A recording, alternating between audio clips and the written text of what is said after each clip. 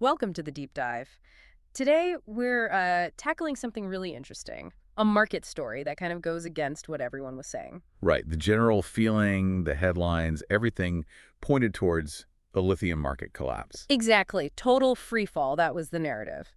But behind the scenes, something quite different was happening. Yeah, get this. In Q3 2025, we actually saw, what was it, 8 specific ASX-listed companies. 8 of them, delivering returns between 40 and incredibly 140%. Just staggering, considering the backdrop. And the recent news, the CATL mine closure everyone jumped on, that wasn't really the start of the turnaround. No, not at all. It felt more like, a confirmation, proof that a shift was already well underway. So what we found digging through the sources is that this wasn't some sudden flip.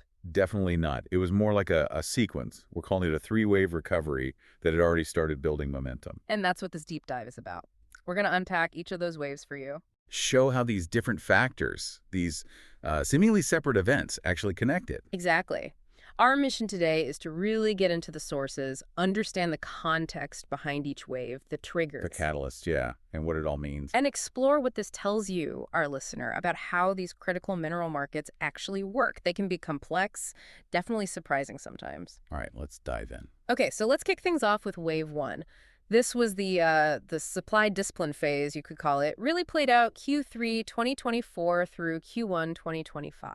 Right, and you have to remember the context here. The lithium demand explosion over the previous few years was just huge. Oh, massive. Global EV sales, I mean, what was it, 3.1 million in 2020, up to 17.1 million by 2024. Insane growth. And China was a huge part of that, expected to hit 10 million EVs in 2024 alone. That's nearly half their car market, 45%. Explosive. The demand was definitely real. But, and this is key, supply grew even faster. Ah, the classic overshoot. Exactly. Production surged 192% between 2020 and 2024. We went from 82,000 tons to 240,000. Wow. So way too much, way too fast. Pretty much. And that oversupply, combined with falling prices, led to what some of our sources called, quite vividly, Yeah. suicide economics for some producers. Margins just vanished. Suicide economics. That paints a picture. So, okay, how did that dire situation start to turn? Well, the pivot point was really a move toward supply discipline. And it started, importantly, in China. Okay. Their lepidolite production, for example, it basically halved from its peak in June 2024. Halved. That's significant. It is. And then Chinese authorities also started these targeted inspections of 8 specific lithium miners in Yichun. So pressure was building. So companies were kind of forced into action by the market, and then policy nudged them further. Was it just cutting back or more strategic? It wasn't just China either. Australian producers felt the squeeze and reacted too. Like who? Well, Pilbara Minerals, PLS, they put their Ngungaju plant on care and maintenance from December 24. And Mineral Resources, MIN, they cut production forecasts of Mount Marion quite substantially. Dropped from 218,000 tons down to the 150, 170K range. Right. So real cuts happening. Definitely. And this policy angle in China, some called it the anti-involution campaign. It effectively created a kind of artificial scarcity. Artificial scarcity premium, you mean? Exactly. It propped things up, even if demand wasn't fully back yet. Interesting. So this scarcity, driven partly by policy, created an opportunity? A geographic arbitrage, yeah. Western producers, particularly the Australians, were suddenly in a better spot because of China's capacity discipline. They gained some pricing power back. And the U.S. was playing a role too, right? With their critical minerals policies supporting domestic supply. Yes, that strategic element was there too. So for this first wave, the clear winners were the established producers, the ones with operational flexibility. Like PLS and MIN, you meant. Exactly. They showed they could weather the storm. Okay, that sets the stage nicely. Which brings us to wave two, the Chinese demand revival. This really kicked in around July 2025. Right. And leading up to this, we saw this interesting split in the global EV market. The divergence, yeah. China in 2024, their EV sales grew, what, 40%? Just huge numbers, 11 million units. Massive. But then you look at Europe, and sales actually decreased compared to 2023. Mostly because Germany cut its subsidies, right? Shows how sensitive things are to policy. Absolutely. Yeah. And the U.S. saw decent growth, 20%, but still a much smaller part of the pie. 10% market share versus China's, 45%. So China was already dominant, and then policy threw gasoline on the fire. You could say that. Oh, July 2025, China delivered a policy shock. They doubled EV subsidies. Just like that. doubled them. Wow. What was the immediate impact? Huge. It immediately benefited over 5 million cars. That's a real-time boost in lithium consumption right when it was needed. 5 million cars instantly affected. Think about it. China's EV market alone is now bigger than the entire global EV market was back in 2022. That really puts it in perspective. It just rebalanced global demand entirely towards China. Pulled forward growth, essentially. And it really underlines that policy dependency, doesn't it? China doubles down, Europe pulls back, big swings. For sure. Though it wasn't only China driving demand. We saw some growth in emerging markets too, like Vietnam hitting 15% EV share, India growing strongly. Provides a bit of diversification, I suppose. But China was the main event. Unquestionably. The lithium math is pretty clear. Battery demand was forecast to jump significantly anyway, from about 0.7 TWH in 2023 to 1.9 by 2027. But China's subsidies just accelerated that whole timeline. Exactly, pulled it forward, creating this immediate significant demand surge. So, who benefited most from this wave? Well, naturally, companies with strong exposure to the China market, and those using spot market pricing, who could capture the upside quickly. Like Argosy Minerals, with their brine assets in Argentina selling into that market. Good example. And maybe Anson Resources, positioned strategically in the U.S. but still benefiting from the global price lift. Okay, makes sense. Which flows perfectly into the third wave. Sentiment inflection. This seems to have happened fast, July, August 2025. Very fast. And the setup here was quite technical, actually. The market was just, well, beaten down. Lithium carbonate prices had absolutely cratered, hadn't they? Capitulated is the word. They bottomed out below, what, $8,400 on June 24th. Lowest since 2021. Just brutal. So the market was coiled like a spring, basically. Pretty much. At those rock bottom prices, estimates were that nearly a third of global production was loss-making. Serious margin compression. Not a third. Unsustainable. Totally. But then you had demand starting to flicker back to life thanks to those Chinese subsidies we just talked about.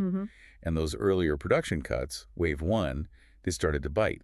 Inventories began drawing down from Q3 2024 onwards. So less supply hitting the market, demand picking up. The perfect recipe for sentiment to just flip. What were the specific triggers, though? What actually made people change their minds so quickly? It wasn't one single thing, more like a series of sparks.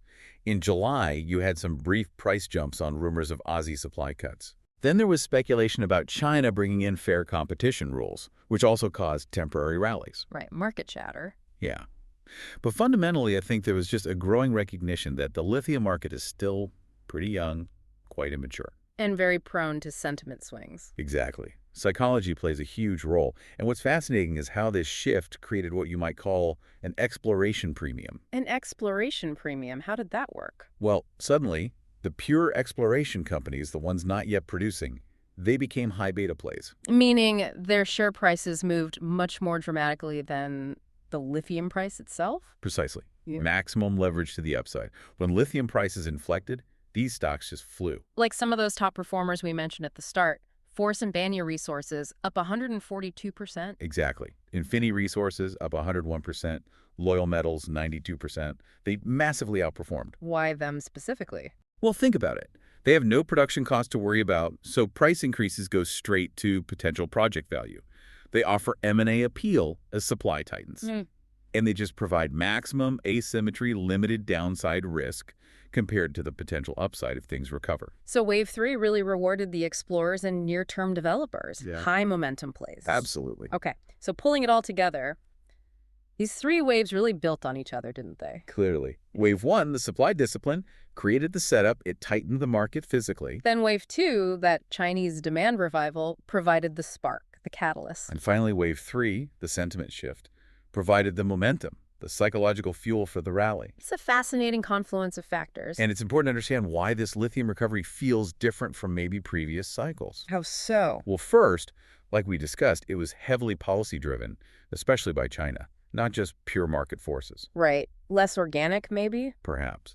Second, it benefited from geographic diversification trends. The whole push for supply chain security played into it. Aligning with geopolitical shifts. Yeah. And third, technology played a bigger role. You saw discussions around brine versus hard rock and the potential of direct lithium extraction, DLE, really coming to the fore. So policy, geography, technology, a unique mix. A very distinct recovery profile, yes. And looking ahead, there's potentially another trigger on the horizon. This September 30th deadline in China. That's right. 8 Chinese miners in Yichun need to submit updated reserves reports after a compliance audit. And the market thinks. The expectation, or at least the chatter, is that maybe 15 to 20% of Yichun's production could be temporarily halted pending reviews. Which could be another supply squeeze, potentially triggering another wave. It's definitely something the market is watching closely, a potential next catalyst. But of course, it's not all smooth sailing. There are risks to consider here too, right? Absolutely. Always are. For one, how sustainable are those Chinese subsidies? That's a big policy reversal risk. If they pull back again. Demand could soften just as quickly, potentially. Then you have the broader geopolitical risks, U.S.-China trade tensions escalating. How does that impact lithium supply chains? Always a factor these days. And longer term, you can't ignore technology disruption. Sodium-ion batteries, for instance. They're advancing. Could they eventually eat into lithium demand? So policy risk, geopolitical risk, technology risk, plenty to keep an eye on. Definitely. It really makes you think, though, seeing how quickly policy, geopolitics, and just plain market psychology reshape the lithium market in this kind of multi-wave recovery. It poses a provocative question for you, the listener. What other critical minerals might be out there right now on the verge of similar, complex, interconnected transformations driven by these kinds of forces? Something to ponder. Indeed. Something to mull over until our next deep dive.